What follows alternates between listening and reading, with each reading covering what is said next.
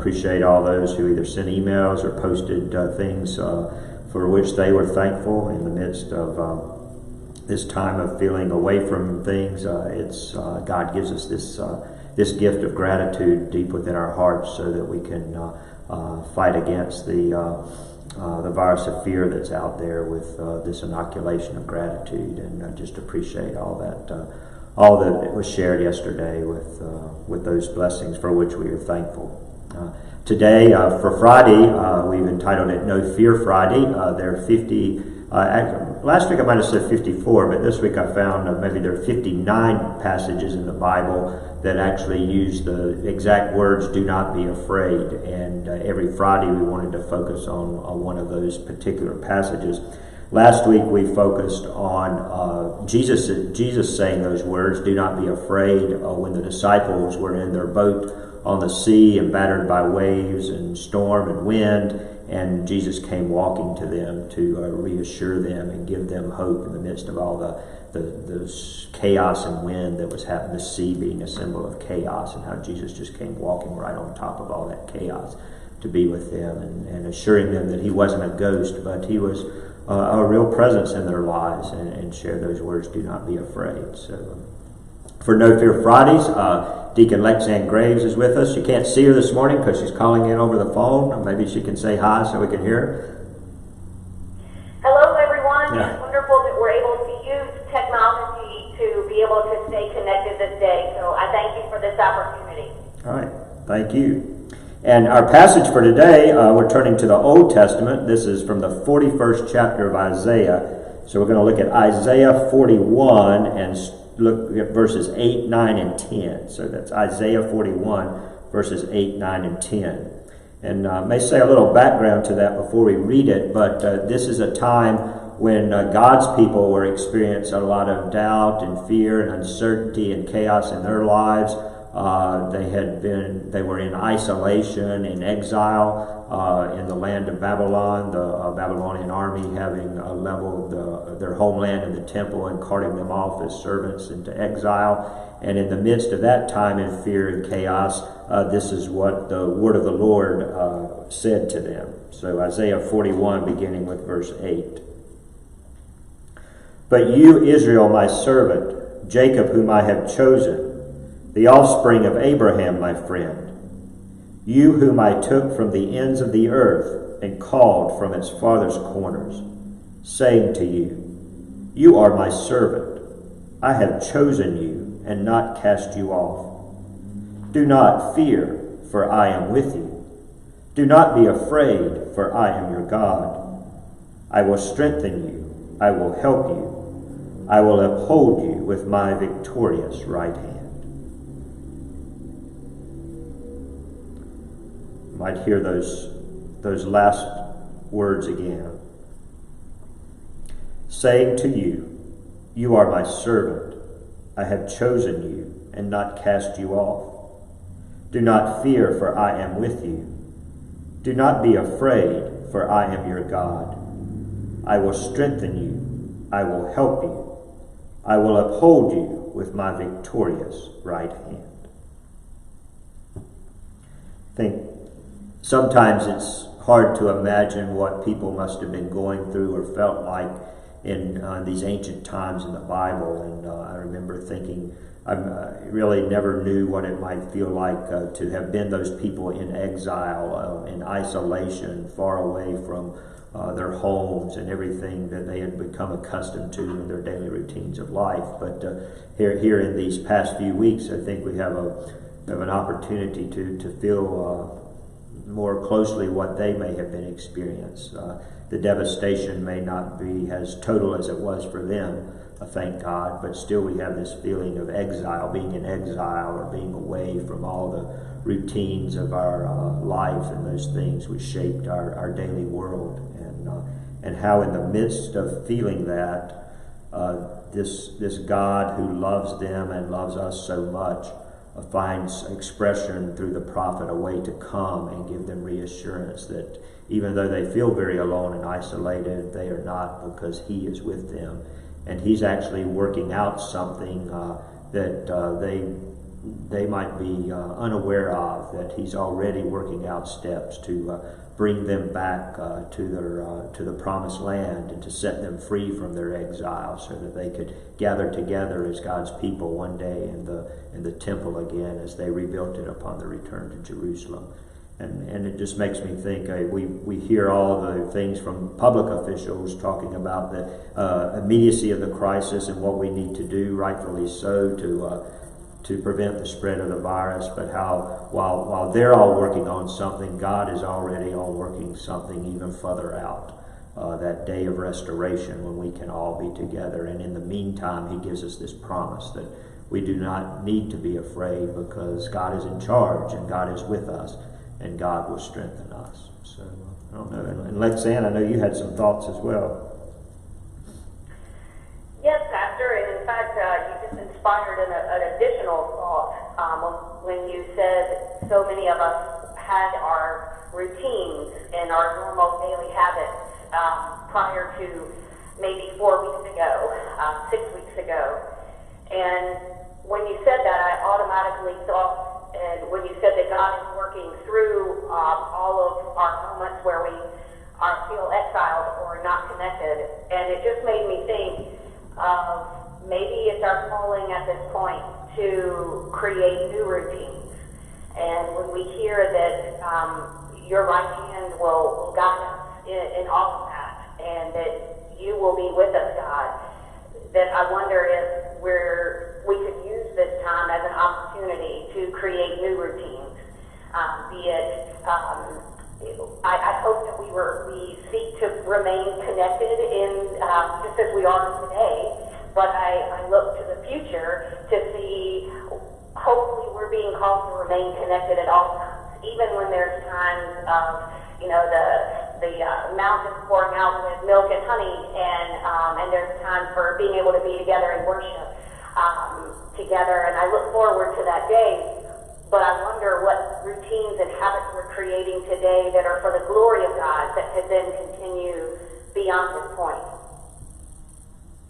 Yeah, I think that's very insightful, because one thing I've been praying over and really in preparing for our worship on Sunday, thinking about this too, is that hopefully in many ways we will not go back to what it was like prior to this 4 or 6 weeks ago, because I think if we really think about our lives and what they had become in our society, we had just become so inundated with busyness and practices and schedules and being here and being there, and not even having time as individuals or family to sit down together for prayer or devotion, or to understand our deep connectedness to God. And like I was thinking the other day about the springtime, when this was the farmers in my little town growing up would have already plowed the soil and tilled it up so that new life could come forth from that. So I'm hoping that one good thing that comes out of this is maybe some plowing up of the soil and breaking of ground, so that as you mentioned, new practices, and there's space for new practices to develop. And as we've used this time to be still and know that God is God, that will allow us not to go back to our old busy routines, but to have established some patterns and habits that really will help us be more reconnected to that which is truly life, this strength which God provides that Isaiah 41 talks about. Absolutely. I think even being where we are now, and looking back to maybe where we were even 3 months ago, I even think at times 3 months ago I felt like I maybe was already on my own island, because it was just selfishly, but then also proactively filled with schedules for softball and baseball for the children, or assisting my husband, or that type of thing. And I was kind of in a silo almost all by myself with all of what I needed to do. And so this time being away from everybody is actually showing that even when I have the opportunity to be connected with so many, that I'm not sure that I always took full advantage of that. And so this time is just looking back and then also looking forward and seeing how can I be a better disciple of Jesus after having this perception of what it was 3 months ago to what it is today. And how can I move forward with a greater lesson, not only for my children, but for myself as a child of God.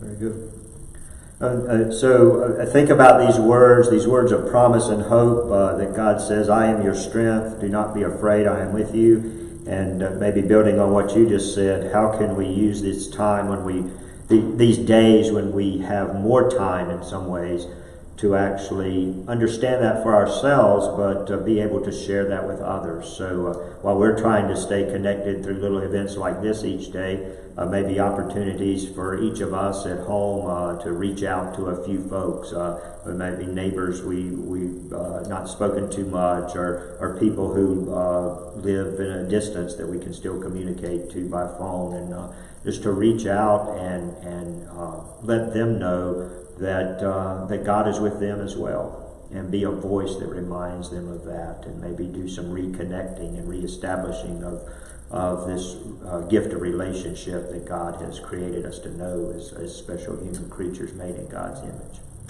So we'll just, before we spend time in prayer, might hear those words once more, and then I will open us in prayer, maybe some time of silence for everyone who's with us, to offer some prayer wherever you are, for someone, for circumstances, for whatever it may be. And then, as with last time, maybe Lexanne, you can close us after some time for prayer and silence. But we'll hear these words one more time. Do not fear, for I am with you. Do not be afraid, for I am your God. I will strengthen you. I will help you. I will uphold you with my victorious right hand. Let us pray.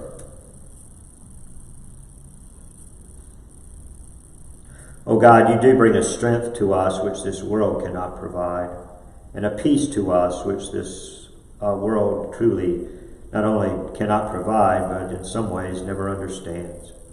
We thank you for that gift of strength and peace. We thank you for your mighty hand upon us that is indeed victorious over all things that threaten to immerse us in despair. We ask that you would open our hearts and minds, our homes and families fully to your presence that is with us, that presence which uplifts us in mighty ways, and that presence which is powerful enough to carry us through these days into a new vision of life, refocused on your love and grace and hope for us and for all the world. We ask that you would hear any prayers that are on our hearts at this time as we offer them to you.